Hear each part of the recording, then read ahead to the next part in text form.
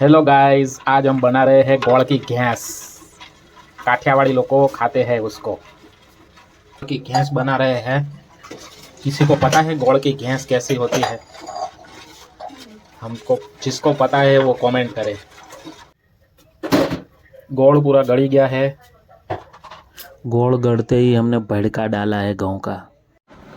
भड़का डाल के फिर बराबर हलावना पड़ता है, बराबर हलावना पड़ता है क्योंकि वो भेगा ना हो जाए।